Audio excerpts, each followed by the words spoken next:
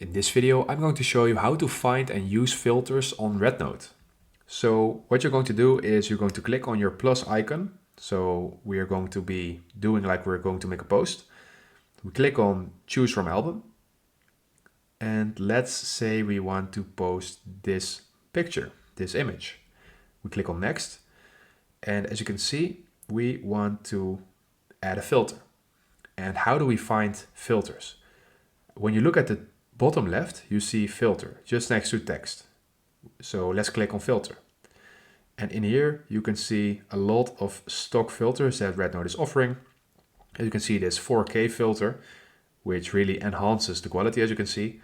An HD filter, natural, basically a large variety of filters actually.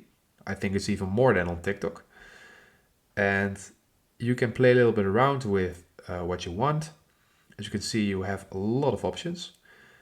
You can also select in terms of DV, food, mood, cinematic, just basically everything you need. There are a lot, as you can see. You can change seasons. So let's say you want some sort of vibes filter.